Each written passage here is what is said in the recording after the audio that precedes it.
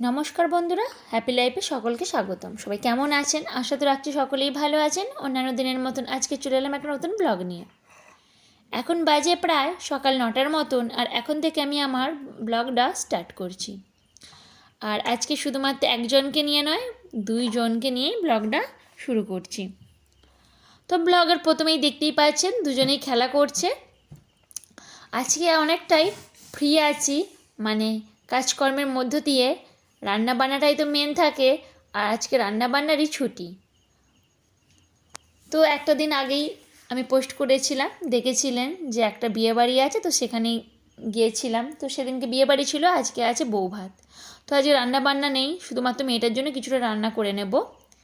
এখানে নিয়েছি বিম কড়াই আর গাজর, তার সাথে আজকে অ্যাড করে নিয়েছি শাক। তো এই নোটে শাকগুলো বাড়ির উঠানেই হয়েছে, এই সামান্য পরিমাণে আজকে শাক ওর জন্য অ্যাড করে নিচ্ছি। আর মুসুর ডালটা আগে থেকে একটু ভিজিয়ে রেখেছি, কারণ আজকে যেহেতু ভাত হয়নি, তো মুসুর ডাল আর সমস্ত কিছু দিয়ে একটা ভালো রকম করে মানে খিচুড়ি মতন ওর করে দেবো।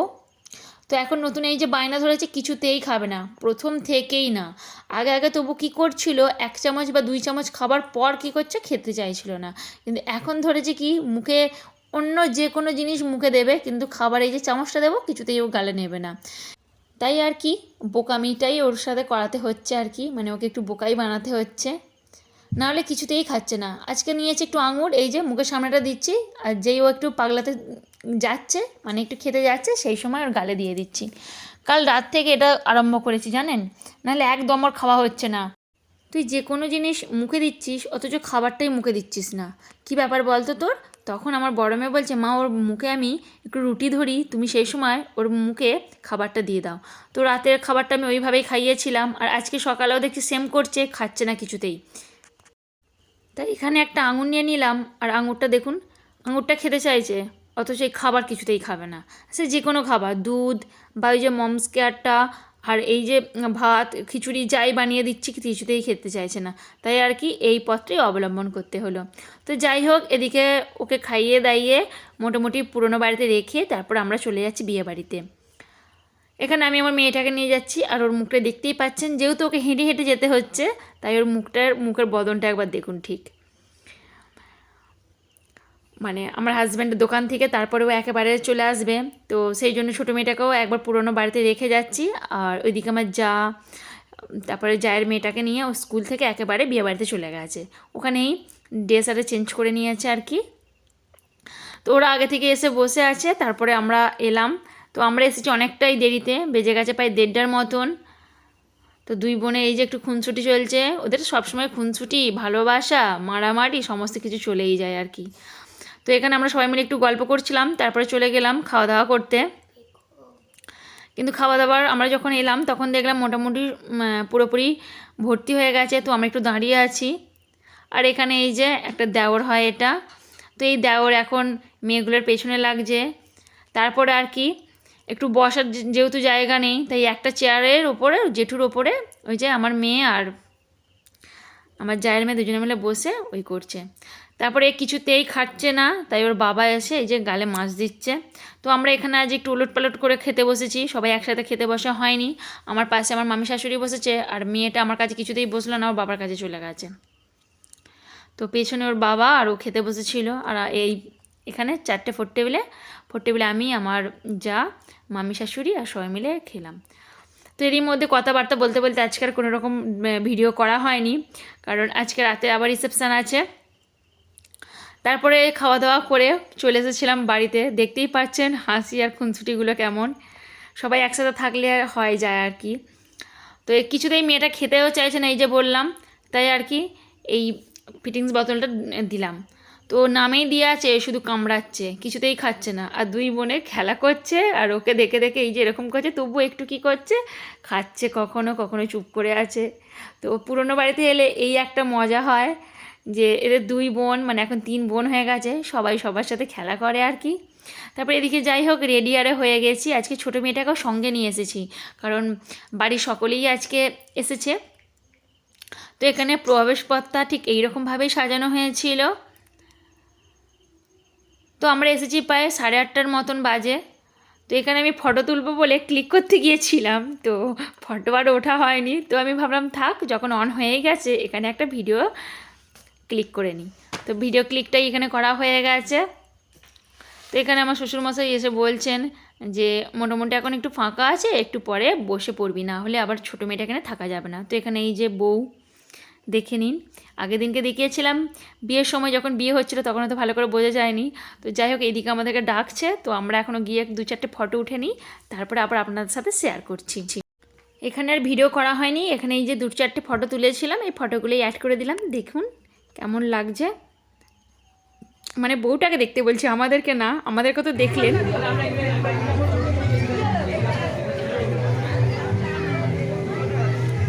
এবারে আমরা যেহেতু ছোটো মেয়েটাকে নিয়ে গিয়েছিলাম, সেক্ষেত্রে আমরা একটু তাড়াতাড়ি খেতে বসে গিয়েছিলাম। আমরা 9:30 নাগাদ খেতে বসে গিয়েছিলাম। তারপরে আবার এখান থেকে বাড়ি আসবো, মানে নতুন বাড়িতে আবার চলে আসবো। তারপরে এসে আবার খাওয়া দাওয়া কমপ্লিট করে ড্রেস চেঞ্জ করবো, আবার এসে ছোটো মেয়েটাকে খাওয়াবো। এদিকে ফুচকা, পকোড়া আর কফি ছিল। তো আমরা একদম পুরোপুরি খেতেই বসে গিয়েছিলাম, কারণ ডিনারটা একটু তাড়াতাড়ি কমপ্লিট না করলে পারে বাড়ি আসবো কখন তার ঠিক নেই। এদিকে আমার শ্বশুরমশাই আর আমার হাজব্যান্ড বসেছিল, এদিকে মেয়েটার আমি বসেছিলাম, আর শাশুড়ি মায়ের কাছে ছোটো মেয়েটা ছিল। তো এই যা খাওয়া দাওয়া করছে দেখুন না, পুরো পিঁপড়ের মতন টুকটুক করে খাচ্ছে।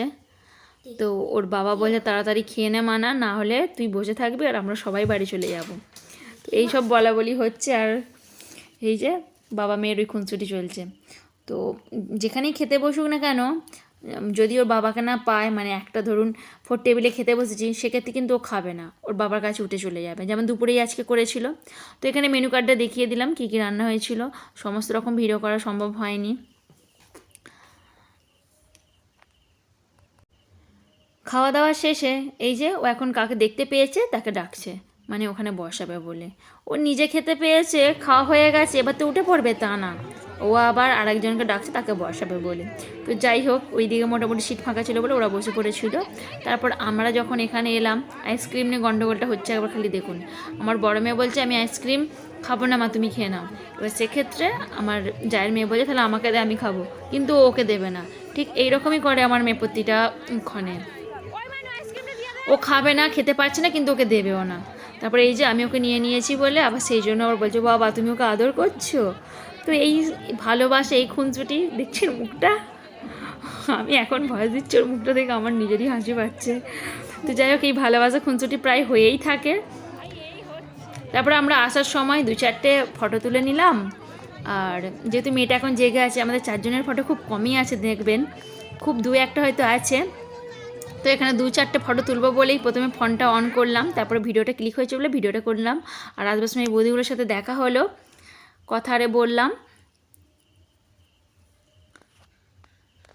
তারপরে তো বাড়িতে চলে এসেছি।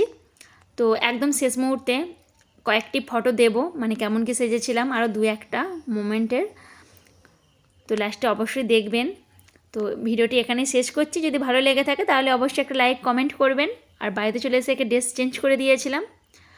তো আপনাদের একটা লাইক একটা কমেন্ট আমাকে পরবর্তী ভিডিও বানাতে মোটিভেট করে। যদি নতুন বন্ধু হয়ে থাকেন অবশ্যই সাবস্ক্রাইব করে পাশে থাকবেন। আজকে তো সোনা মায়ের কোনো রকম দৈনন্দিন রুটিন কোনো রকম শেয়ার করতেও পারলাম না, আর আমি আমার কোনো টুকিটাকি কাজকর্মও দেখাতে পারলাম না। আশা করছি নেক্সট কোনো ব্লগে অবশ্যই আপনার সাথে এমন কিছু শেয়ার করব যা আপনাদের গুরুত্বপূর্ণ লাগতে পারে। ততক্ষণের জন্য ভালো থাকবেন, সুস্থ থাকবেন, এবং অবশ্যই আমাদের ভিডিওগুলি অবশ্যই করে দেখবেন এবং এইভাবেই পাশে থাকবেন আর আমাদেরকে এগিয়ে যেতে সাহায্য করবেন। এই বিয়েবাড়ির লাস্টের কয়েকটি ফটো অ্যাড করে দিলাম, যদি ভালো লেগে থাকে দেখতে থাকুন। আর আমি এখানেই ভিডিওটি শেষ করছি। ধন্যবাদ।